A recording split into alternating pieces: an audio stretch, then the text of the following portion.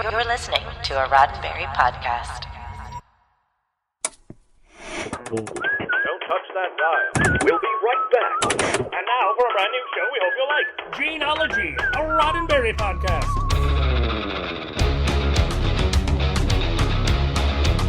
Episode 60, A Time for Hanging. Welcome to Mission Log Gene-ology. I'm Earl Green. And I'm Ashley Thomas. Each week on Gene-ology, we drag a script or a show from the Roddenberry archives out to a nice shady spot, give it a fresh viewing or reading, and pass judgment on its ability to convey the kind of morals, meanings, and messages that were a big part of Gene Roddenberry's most famous later work, Star Trek. This week we're wrangling around another script from the first series Gene created that lasted past the pilot, Wrangler. And say, Earl, what time is it? It's a time for hanging. Oh, gosh. But before we get to trivia on this week's episode, let me take a brief moment to encourage you to join our Patreon, or follow us on YouTube, or leave a review wherever you're listening to us, or hey, why not be an overachiever? Go for all of the above. And now, this week's trivia. Earl, do you have some trivia that you'd like to string up here for our listeners? Well, I'm definitely not going to leave you hanging on that count. A Time for Hanging was the second episode of Gene Roddenberry's Wrangler series and aired on NBC on Thursday, August 11th, 1960. We have in the Roddenberry archive the final draft script dated June 20th, 1960, but there's another date to keep in mind. Post-pilot, the Wrangler episodes frequently open with a brief monologue by Pitcairn in which he often gives the date that the story happens. Think of it as a cowboy captain's log. In the case of A Time for Hanging, that date in the script is May 21st, 1869, again placing us in roughly the same post-Civil War time frame as Boots and Saddles and Have Gun Will Travel. IMDb lists only a few members of the cast, but in a moment you'll find out there is a very familiar face among them. Playing gruff ranch boss Hosea Cunningham is Robert Middleton, an actor who made his TV debut in the early 50s and had become a familiar face on the small screen. Tales of Tomorrow, Treasury Men in Action, Cavalcade of America, and The Jackie Gleason Show were already on his resume.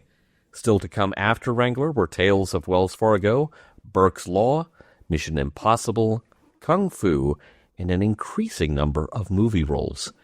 We lost Robert Middleton in 1977. As Towne, John Marley had a similar pedigree, but an even longer career, beginning with movie roles in the 1940s.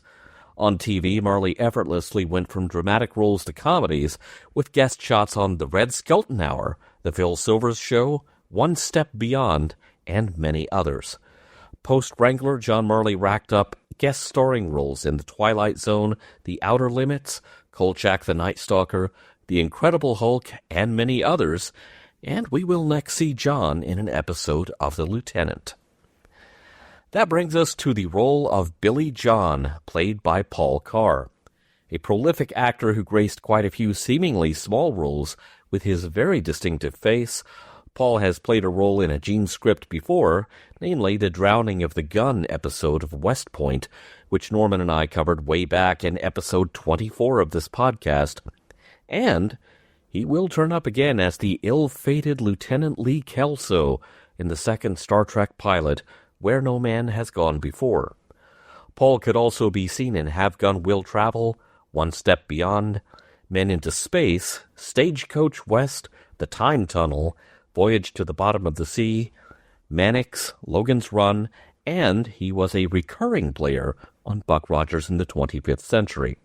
He was a regular on the 70s soap The Doctors, with almost 200 appearances in that show alone, and late in his career lent his voice to a great many English dubs of such Japanese animation as Akira, Trigun, and Cowboy Bebop. We lost Paul Carr in 2006.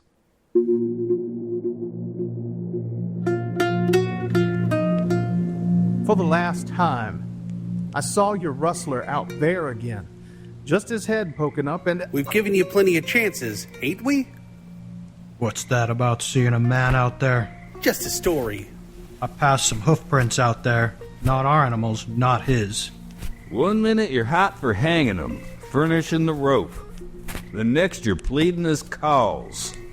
I just don't understand. We're arguing whether to ride out 100 yards? Check a man's story before we kill him.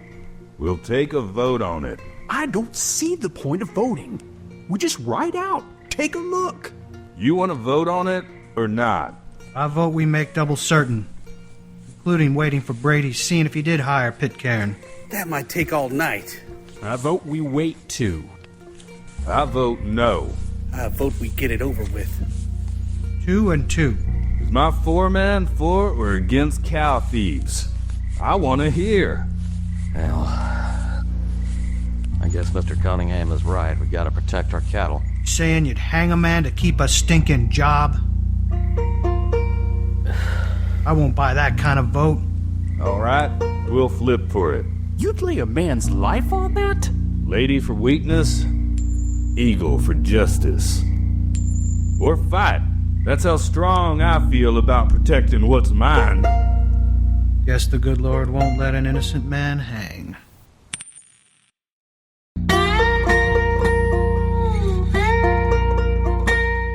Pitcairn is an American cowboy who rides the late 1800s western frontier, helping people in need. With a carbine in his saddle boot, Pitcairn and his horse, Sam, look for work and adventure in the Wild West. Prologue. It's taken Pitcairn 5 days to travel from Colorado to the Texas Panhandle to take his latest job, but he's finally arrived to break some wild horses for Ed Brady's Circle J Ranch. He spots Brady about 3 miles away from the ranch and rides over to say howdy and exchange pleasantries, and that's when he notices the rifle Brady has with him. Pitcairn nervously offers that this weapon is a bit too large for hunting wabbits. But Brady isn't hunting wabbits. Without even a smile, Brady says the cottontails in these parts grow to 6 feet long. We're so proud of him here, we hang him from the trees for all to see. This isn't about wabbits, this is about rustlers. Rustlers. Pitcairn has no desire to be part of that hunt and excuses himself from the conversation. See you at dinner, Ed. Pitcairn soon stumbles upon the very thing Brady and his men are hunting. A rustler has roped a calf that isn't his, but is getting ready to brand it like it is his, near the shade of a tree that has probably witnessed the end of a few men like him. When he hears Pitcairn approaching on horseback, the rustler drops his branding iron and takes off in a panic. Pitcairn momentarily draws down on the escaping man, but then thinks better of it. He dismounts Sam, checks on the calf, and then a shot is fired at Pitcairn's feet. Well, this looks pretty bad. Enter rancher Hosea Cunningham and a bunch of his men. From where they are sitting, they've caught Pitcairn in the act of cattle rustling. Pitcairn has just barely started attempting to explain that he chased another man off of this calf when he too is roped and dragged by Cunningham's men toward the hanging tree. Act 1. Cunningham's men prepare to hang Pitcairn with alarming efficiency, from Cunningham's foreman, Hank, to the lean and hungry-looking Towne, to men like Tanner and Cooper, who do Cunningham's bidding without much question. But looking much more worried about what's about to happen is Cunningham's 20-year-old son, Billy John. Pitcairn's hands are tied behind his back, and Towne is busily tying something else, the hangman's noose. Pitcairn tries again to explain that he works for Brady and this has all been a misunderstanding, but no one's listening. Instead, they're working like a well-oiled machine, almost like they've done this before. Tanner throws the noose over a tree branch. Hank leads Sam to stand under that branch. They're going to use Pitcairn's own steed to hang him. Pitcairn keeps talking, hoping that something he says might just make his life longer, because it's looking awfully short right about now. Billy John and the other youngest man of the group, Cooper, begin to voice their doubts. Cooper said that Cunningham had said that the thief they were looking for was a man named Ed Pierce, not this guy. And Billy John just wants to halt the grim proceedings altogether. His father is not having it. Cunningham tells Billy John that today's the day he'll grow up and become a man. Cunningham then addresses Pitcairn directly. Rough country, rough answers. We do what we've got to do to protect ourselves. Hank tries to lead Pitcairn to his horse for one very short final ride, and that's when Pitcairn tries to take an opening to put up one last fight. Towne pistol whips him and keeps that fight very short, too. The men force Pitcairn onto his own saddle and put the noose around his neck. Cunningham hands a rope to Billy John and points him towards Sam's flank and says this'll be just like the time he taught Billy John to swim. Except it's not. He's trying to teach Billy John to kill. Sweating profusely, Billy John can't do it. He begs his father not to make him do this, but Cunningham insists, "Show me you're a man." Billy John weakly whips the horse, who starts to move, while Pitcairn quietly urges the horse to be still. Another limp whip makes Sam even more nervous, but he remains as still as he can. Cunningham's assembled men admit to some admiration that Pitcairn has Sam this well trained. With his father bearing down on him, Billy John tries a little harder, but only a little. Cunningham's had it up to here with this. He shouts at Sam, who spooks a little but still refuses to move, until Towne fires 2 shots in the air. Sam starts to take off while Pitcairn furiously tries to free his hands from the rope. Billy John can't bring himself to look. The rope leading to the hangman's noose snaps, and while Pitcairn falls out from under Sam, the deed isn't done. He's still alive. Pitcairn challenges the men around him. It's past being quick and easy, gentlemen. This is where the hangman starts hurting as bad as his victim. Cunningham turns against Towne, complaining about Towne's weak rope, weak noose-tying skills, the works. And all the while, Pitcairn keeps goading his captors. A hanging opens men up like a meat cleaver, he says. You're going to have a good look at what's inside each other. Cooper and Billy John again question the whole thing. This is a bad sign. And they did, after all, start their day looking for another man. And now they're just here getting ready to kill the first guy they've run across. In the background, Pitcairn keeps picking away at what he's starting to sense may be a very fragile alliance. How'll you handle the things that crawl out of you into the light? When Cunningham grabs Pitcairn to do some up-close and personal harm right then and there, Pitcairn keeps talking. Take you, for instance, Cunningham. For all your piety, talk of rough country, maybe we'll find out you like hangings. Cunningham tells his foreman, go get a fresh rope. But Hank is in no hurry. Pitcairn keeps pushing. Don't be bashful, gentlemen. Let's see what's inside everybody today. Billy John wants to mount up and look for the man Pitcairn claims he saw get away. Cooper wants to go check Pitcairn's credentials with Brady. Cunningham threatens every man who doesn't get in line, with everything from disowning Billy John to cutting off the water supply to Cooper's place to firing Hank. Even Towne is taken aback and put off slightly and begins talking about delaying the execution. Pitcairn keeps goading Cunningham. The big boss is running out of men to do his bidding. Is he capable of hanging Pitcairn by himself? Cunningham grudgingly allows Towne to ride out and try to find either the man they started out looking for or Ed Brady, whoever he can find first, but he has to be back in an hour. His hands and feet bound by rope, Pitcairn sits by a fire, and Hank quietly advises him, stop pushing Cunningham. The results will not extend his lifespan any. But Hank also admits, I'm beginning to smell we got the wrong man. Act 2. Watching the fire and the proceedings is the man Pitcairn chased away before all of this started. At the fire, Pitcairn is finally working the ropes enough for them to give just a little bit, and then he feels what could be his salvation, a particularly sharp edge on the boulder he's sitting against. As for Cunningham and the other men around the fire, they're still debating everything. Cunningham doesn't really care that they started out looking for another man. His plan is to hang Pitcairn and then continue the search for the other guy. And then who? Asks Billy John. Cunningham's losing his patience with his son.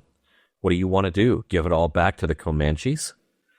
As Pitcairn looks around while quietly continuing to work on the ropes, he sees someone in the distance, the man who started all this, and tries to draw Cunningham's attention to him. Naturally, the cattle rustler goes back into hiding.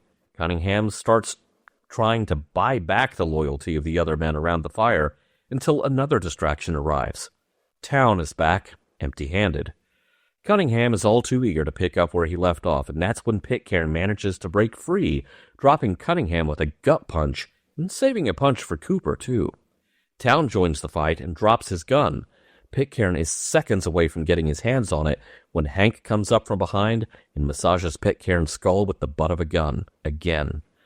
Gotta start watching your six, Pitt. When he comes to, Pitcairn is once again on horseback, and once again in the noose. And it's not even his horse. Cunningham has picked a horse that'll spook much easier and get this over with. Pitcairn again catches sight of the cattle rustler and again tries to draw the men's attention to him. Towne admits that when he was riding back, he did see hoof prints that weren't from Cunningham's party, and obviously weren't from Sam. Why not circle around and check for the man that they were actually looking for? Cunningham mockingly offers to put it up for a vote. Even Towne wants to wait. Billy John wants to wait. Cunningham has swayed Cooper to his side. It's down to Hank the foreman, who folds under pressure from Cunningham. But there is still a protest from Towne, and Cunningham offers to flip a silver dollar to decide Pitcairn's fate. Billy John is aghast. You lay a man's life on that? Towne gives in to letting the coin toss decide, muttering, I guess the good Lord won't let an innocent man hang. Pitcairn does not win the coin toss. Act 3. Cunningham is ready to get this over with, and Billy John refuses to budge, finally telling his father, there is something wrong with your ideas on life. And then a shot is fired, but not from any of Cunningham's men. The cattle rustler stands up from his hiding place and yells, You got the wrong man! He fires again, but the gunshots have had the unintended effect of spooking the horse, even as Billy John tries to keep it under control. The rustler keeps firing until he's out of ammo, and as luck would have it, that's when Ed Brady and his men show up, disarming the rustler.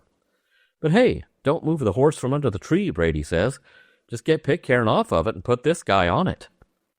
Pitcairn is freed and mounts up on Sam, but before the cattle rustler can be put in his place, Pitcairn pulls his gun from his saddle and aims it at, well, everyone, declaring, no hangings today. Cunningham is incredulous. Pitcairn is against overwhelming odds. With a weapon, he'd have to reload. He can't take them all.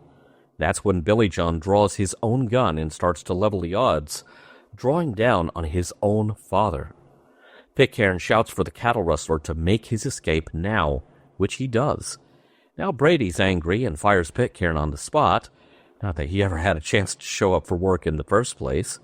Cunningham tells Billy John he doesn't know what he's doing. Billy John admits he's not even sure how to put it into words, but Pitcairn's willing to try. He says, It's an old story, Cunningham. Be a man, my son. Use your fists, a gun, a whip, a club, a rope. Fight your way up. Fight to stay there. That the test of a man? Billy John starts to say it might do for an animal, and Pitcairn continues, You hit it, my friend, square in the bullseye. And that's why you had to have your hanging, Cunningham. Don't think. Claw out like an animal when you're hurt. It's the only answer you know. And with that, the crowd that was willing to do Cunningham's bidding begins to break. Towne heads home. He's had enough of this. Billy John asks Pitcairn, You know where a man might find a job? Pitcairn's heard of some roundups along the Pecos River. Billy John saddles up and says to Cunningham, Tell Mom I'll keep in touch. Hank asks Billy John if he can join him, and off they ride. Even Brady admits he may have been too hasty and didn't have the whole story. The job is still Pitcairn's if he wants it. But Pitcairn politely declines, thanking Brady for the opportunity. Cunningham is left in the shade of the hanging tree, having lost his son and most of his men. And as they ride off, Pitcairn tells Sam, Maybe I ought to let you pick the next trail. The end. Earl, I believe you successfully roped that recap. Yeah, boy. We need to talk about rope. You know, even just reading words on a page, the tone of this gets heavy, like, instantly. Like on page 1. Mm-hmm. I mean, all of this kind of barely coded, murdery kind of talk about 6-foot cottontails hanging from trees. It's just like, damn. Mm-hmm. And, you know, the script makes very clear, Pitcairn knows what is being said there. Not really cool with it. Yeah, full disclosure, they're not talking about rabbits, folks. Yeah, so I'm wondering if maybe Pitcairn needs to throw the towel in on this whole wrangling thing and go start that museum that got cut out of the pilot script, because that seems like a lifestyle with a much longer lifespan attached to it. Yeah. Museum curator of my own life. Each of us is that, though, aren't we? But it is true. I think that's what social media is for. Yeah. Exactly. Oh dear. You have to weed some of those exhibits out. Yeah, most of my exhibits happened before the museum was truly open, thankfully. That was a soft opening. Since there's a guy named Cooper in the posse, and the script tells us that Cooper and Billy John are the two youngest. With apologies to all the 90s sitcom fans out there, does this mean that there's about to be a hang-in with Mr. Cooper? Oh, yeah. Maybe. Alternate title. Cooper doesn't seem real keen on it, though, right? Not at first, but the moment Cunningham is starting to talk about favors to buy everyone's loyalty back, there are parts of this script that are just depressingly modern, like, oh, this crap happens now. It's just not cowboys doing it. Right. Yeah. Just a couple of shows ago, John and Rod were talking about how all this was done more or less live to tape. Under a real tree at a location, so it's shot outside, with a real noose around Jason Evers' neck while he is on horseback. Just that description gives me so much anxiety. Because the thing about live TV is it is a vast playground for things going wrong that you did not anticipate. Yeah. And maybe it's because I guess I'm technically a millennial, but anytime we've watched an episode, or talked or read a script, about an episode with hanging, I think about, the Hunger Games and the Hanging Tree song. Yeah? Yeah. Are you coming to the tree? They strung up a man, they say, who murdered 3. Strange things did happen here. No stranger would it be if we met at midnight in the hanging tree. I'm like, ugh. Yeah, well, here they don't even need that much justification. No. Here, Pitcairn didn't even murder anybody. They just say it was a rustling. We found you with a calf. He was revealed in that moment. And a branding iron. There is circumstantial evidence, but none of it's his. Yeah, like I put in the recap, it doesn't look good. But I do have to give Gene mad props. This is a great economical piece of writing. The story stays in one location for the whole show. And, of course, very much like the Posse episode of Have Gun Will Travel, that location is the aforementioned hanging tree. Now, what would be funny to find out, if we could ever get to see this, would be to find out if it's the same tree. That would be kind of darkly funny, I suppose. I mean, we've discussed a little bit at some of what we've read so far in Wrangler seems to be Have Gun Will Travel's greatest hits. And we'll talk about this more a little later, I'm sure. But this is not entirely unlike the Posse. Albeit more... I feel like the Posse was much more like... philosophical. I feel like this is a little less philosophical here. So it's not quite the same, but, a similar premise. This Posse seems a little bit more hands-on. Yeah. With their intent to have someone swinging from a tree. And yet this story, kind of the heart of it, for me, goes in a very different direction from the Posse. But what they do have in common, aside from potentially the tree, is that the tension can be cut with a knife, at least if the script is anything to go by. Mm-hmm. No, would agree. Would agree with that. I do want to give a big shout out to the real MVP of this episode, Sam the horse. At least on paper, Sam is so cool under fire. They finally had to put Pitcairn on a different horse, which is kind of ironically, because that means that someone in Cunningham's posse is riding a horse that spooks a lot easier than Sam. Right. Or at minimum, like, Sam is cooler around Pitcairn than, a strange horse would be to him. I don't know. Consider me the founding member of the Sam the Horse fan club. That's all I'm saying. Well, and considering, Earl, how this is filmed, like, pretty much live, you've got to have a really good horse that's not going to, like, freak out for that. So, I know very little about, like, animal training and usage on film sets, but if the film Nope is to be believed, you got to have a real good horse for that. Well, the interesting thing, depending on how the shots are framed, I mean, you could potentially fake it. You could just have Jason Evers sitting up on a pedestal of some kind. Mm. But my understanding is this is multi-camera shooting, so there's like 2 or 3 cameras positioned strategically, and someone in the truck is switching a control board like it's live TV. That's a lot harder to fake because one of those cameras is going to show he's not sitting on a horse if he's not sitting on a horse. Right. So,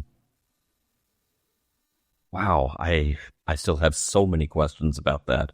Mm-hmm. Mm-hmm. Okay, so mad props to Sam. Great big boo to just about everyone in this fictional version of the Texas Panhandle. Because the weird bloodthirstiness didn't start with Cunningham. I mean, it started right off the top with Brady, the guy Pitcairn was coming there to work for. And again, that comment about 6-foot rabbits. Do any of these ranchers actually do any ranching? Or are they just running around looking for people to hang?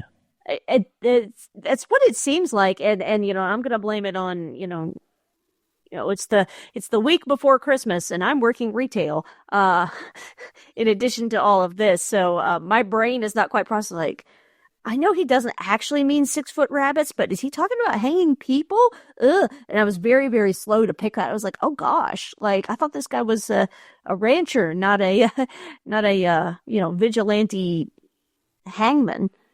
Yeah, I mean, it's no wonder someone's sneaking off with everybody's cattle. They're all out there LARPing the most dangerous game. Yeah.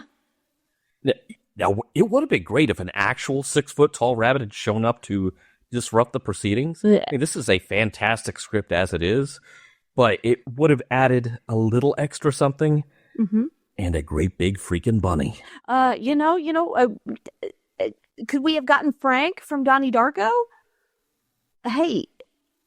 There we go. Let's work on this, Earl. All of those listening to the VAM, I need an artist right here to draw this up.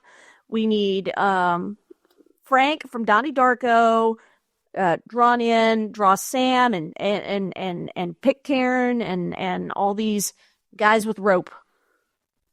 But Frank's gonna let him have it. I don't think they're gonna string him up. And make sure Frank has a cowboy hat, though. With little holes. Yeah. Like Bugs Bunny's cowboy hat. Yeah, there we go. Yes, make sure we got that. Yeah. Like 6-foot rabbit. It's probably not a Western anymore, but I hear this guy, it may have a future in science fiction. Hey, yeah.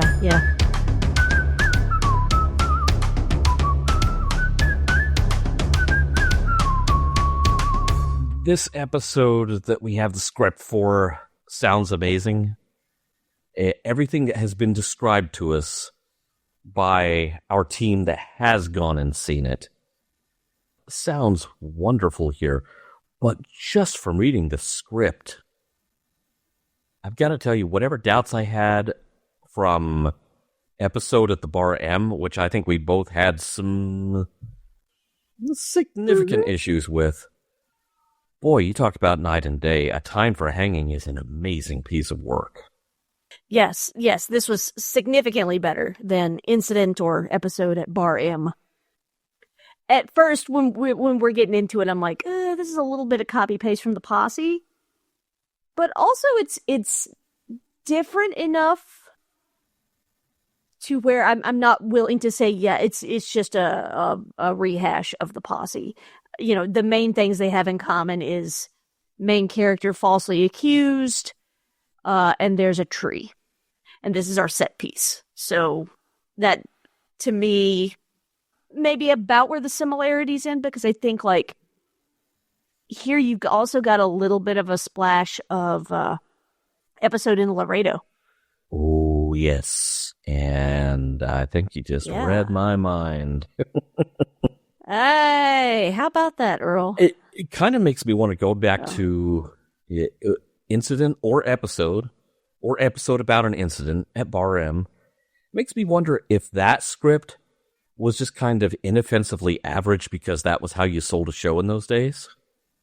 And then once Gene has a series order and he knows this is going to last X number of weeks at the very least, then he could start sliding the messages under the door, you know, regardless of what he told that LA Times reporter with the straight face.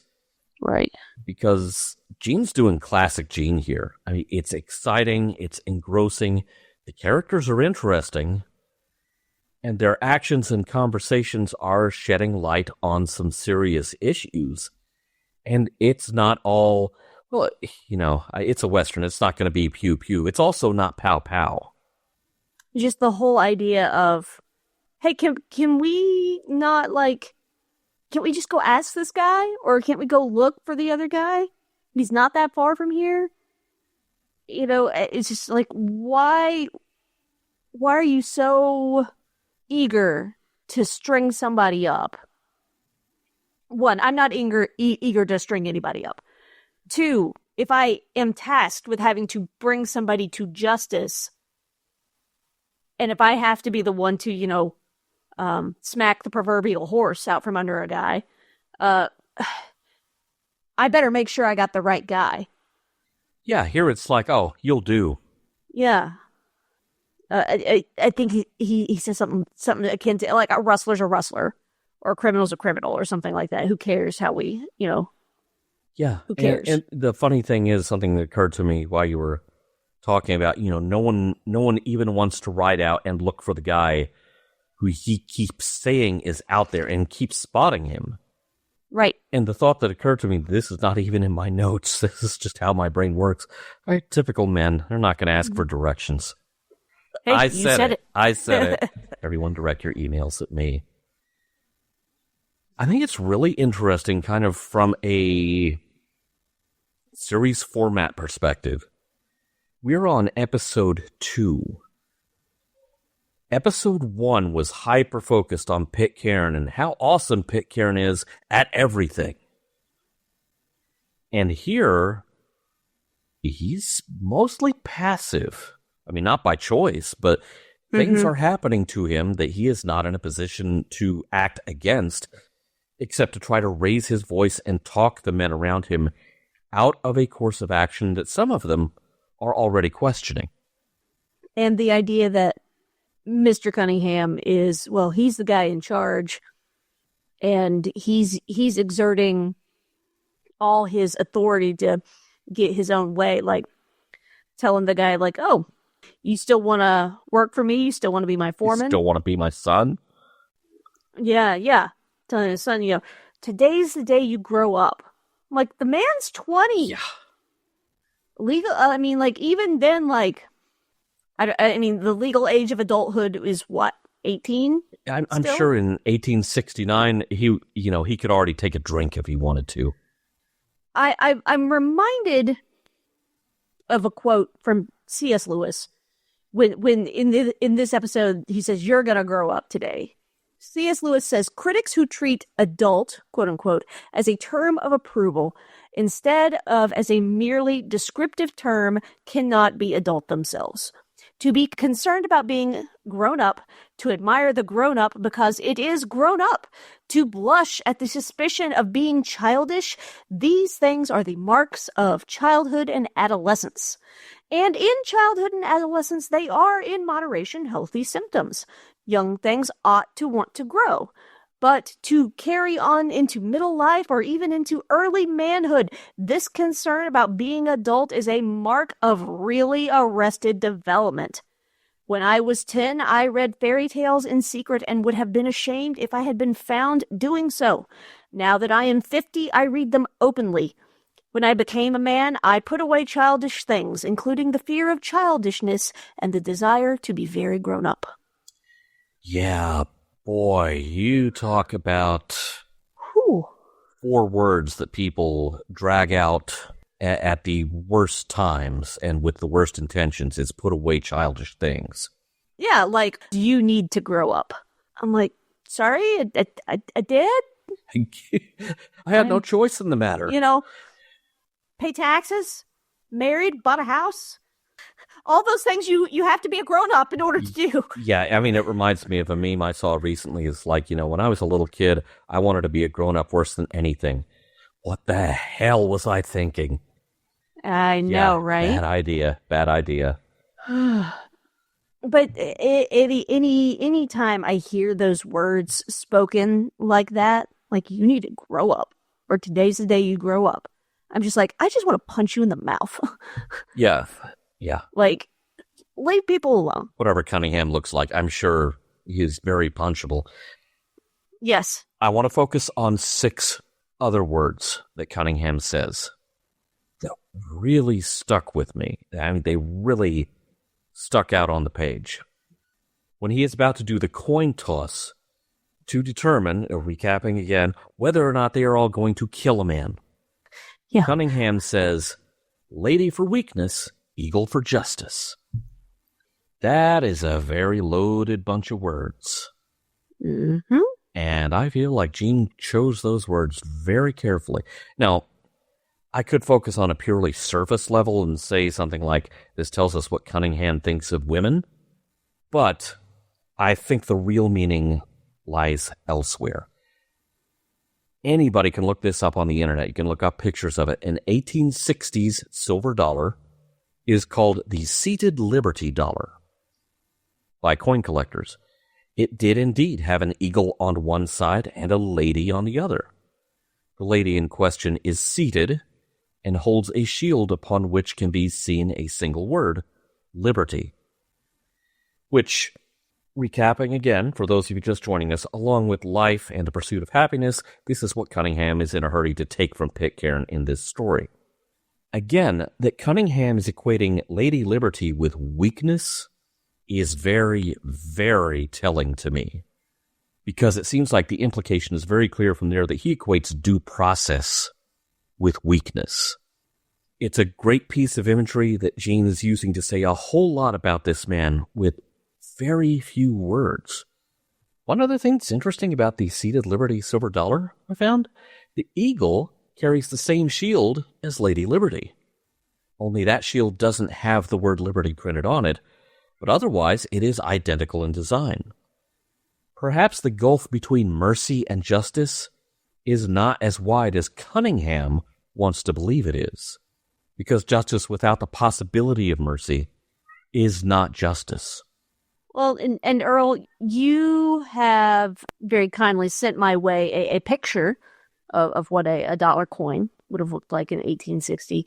I see the eagle is holding something in his talons. Is that an olive branch? Yes, it is. Nicely a symbol spotted. of peace, perhaps? I believe it was then and now. Yeah. There's so much here to really dig into about, like, a really nuanced discussion of the death penalty. What does it mean to enact justice? What does it mean to have to be the one to make that call? A friend of mine said something along the lines once of having to make the decision, to be, somebody in the position of power, and you have to make the decision to go to war. It should be when you have exhausted every other possibility and it's done with, tears and wringing of hands because there's absolutely nothing else you can do. You just remind me of, this is absolutely not in my notes, but I remember this distinctly. This is in the writer's Bible for Star Trek The Next Generation. Sort of warning writers what to avoid. Mm-hmm. And basically what Gene wrote, and I believe David Gerald also had a hand in some of this, is that the Enterprise going into an armed conflict is not a victorious display of the might of the good guys. It is a failure of every other avenue for diplomacy to work. Yeah, and here we've got somebody who just absolutely is not going to wait for diplomacy. He's not going to wait for truth to come forth. He's just out to pull the trigger or to slap the horse out from under a guy. Yeah. I don't think this is about whether or not Billy John is a man. I think this is whether Cunningham feels like he's a man. Mm-hmm. Mm-hmm. Which means that somebody in his past taught him that this is what being a man is about. And I will warn everyone, I'm going to get into that big time in the wrap-up. Yeah. Pitcairn's final speech, is he Picarding us?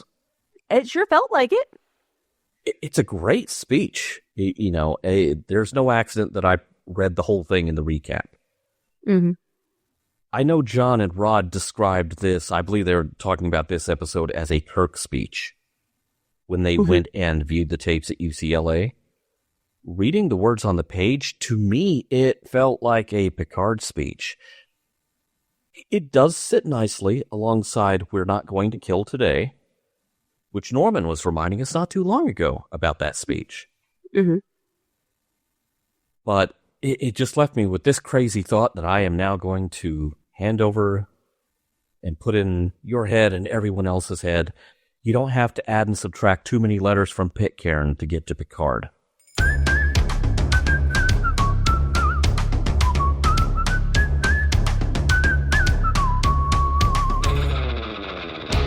Ashley, we've reached the part of Gene-ology where we sum up our feelings on episodes we've watched, scripts we've read, and figure out if it works, figure out if it has something to say to us now. Does it speak to the ages? As a time for hanging draws to a close, what are your thoughts?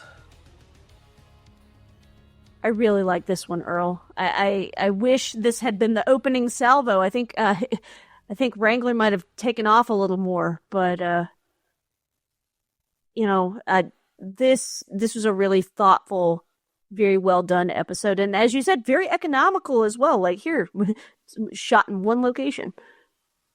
This is Gene's show. He is a producer on it, and so he has learned many lessons from working on other people's shows. So this is the beginning of him starting to put that philosophy into practice full time. So he's graduated, at least for a few weeks in the summer of 1960, to showrunner status. Right. As for whether it holds up and what it has to say to us now, in the early days of this podcast, I'm sure everyone will remember that Norman and I frequently talked about the masculinity script. This checklist that dictated the behavior of men in the 1950s, and to some extent still persists to this day. It's like we can't get rid of it. This notion that being a man is about keeping everything bottled up, and belittling others and fighting others is okay because you've got to climb on top of that heap. It just reads like Pitcairn's speech, quite honestly. There is some more of Gene taking broadside shots at not skipping even the most basic level of due process and rushing to punishment because it makes someone feel like justice has been done, when really a new injustice has been created. So it does share that DNA with the posse. But I felt like the big takeaway, the big message that Gene was putting in front of an audience who was probably wondering, what is this show and where is Tennessee Ernie Ford? This story is about breaking cycles. Maybe it's breaking a cycle of abuse. Maybe it's breaking a cycle of violence. Maybe it's breaking a cycle of teaching your kids that these things are expected and these things are acceptable as a measure of masculinity when they are absolutely neither. By making the central conflict of the story one between father and son, what A Time for Hanging really becomes about is not passing on toxic masculinity.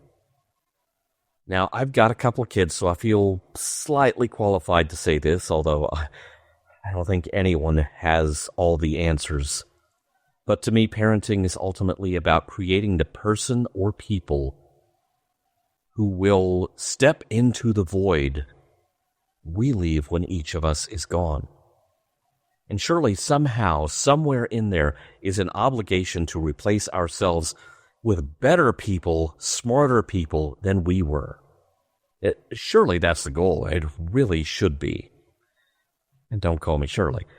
The cycle of bigotry can be broken by raising someone with a set of values built around inclusivity. The cycle of violence can be broken by raising someone with a set of values that favor peaceful conflict resolution and empathy. Billy John, what kind of a little kid name is that for a grown man? He's being emasculated from woe to go by his own father.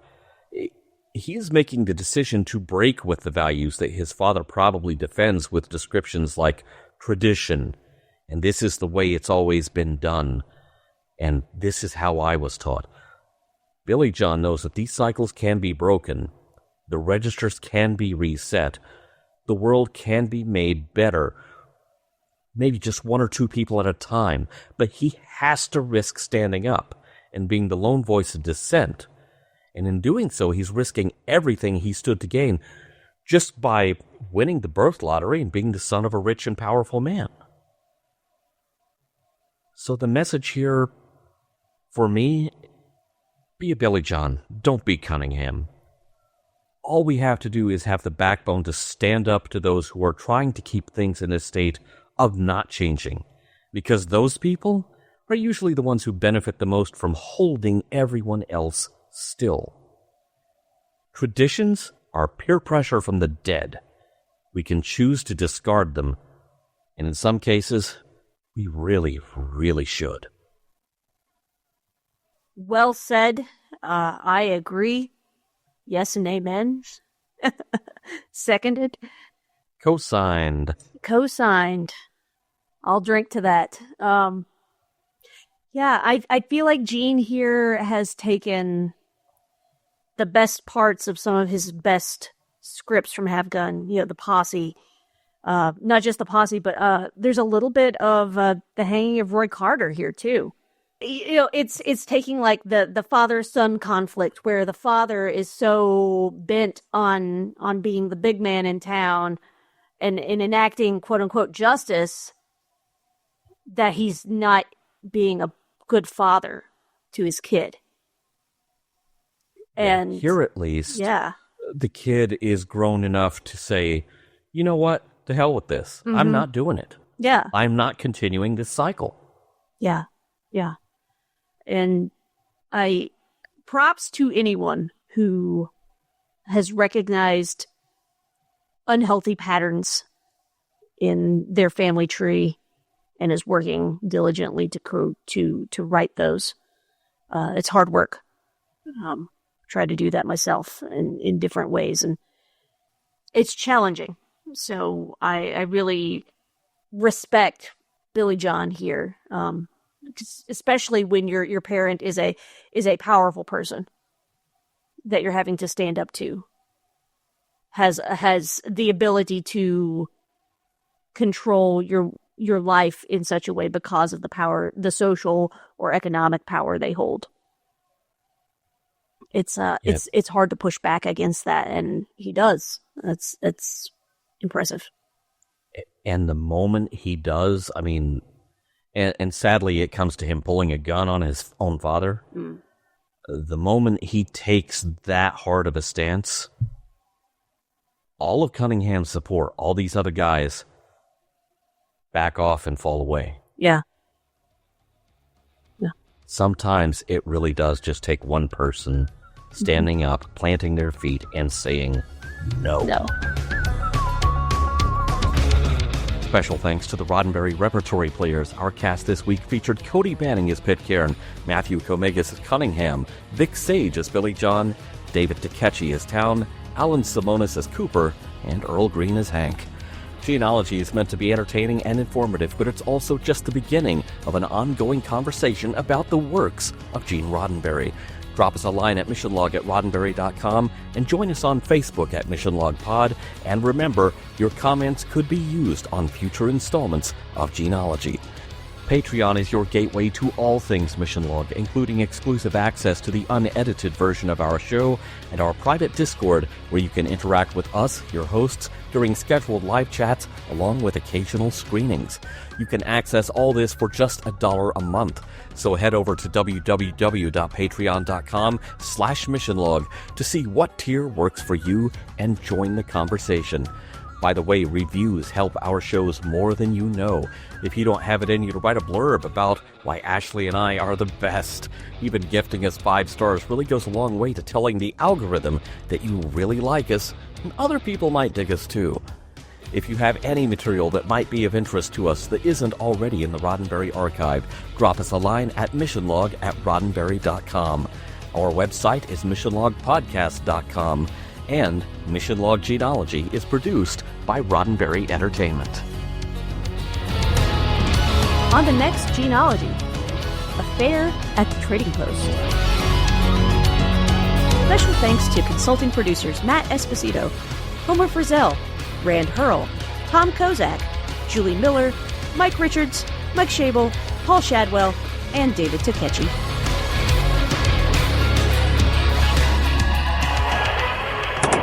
Back next week with more of your favorite programs. This concludes our broadcast day.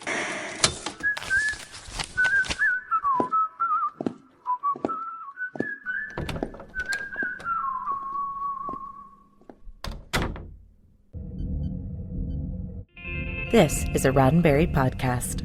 For more great podcasts, visit podcast.roddenberry.com.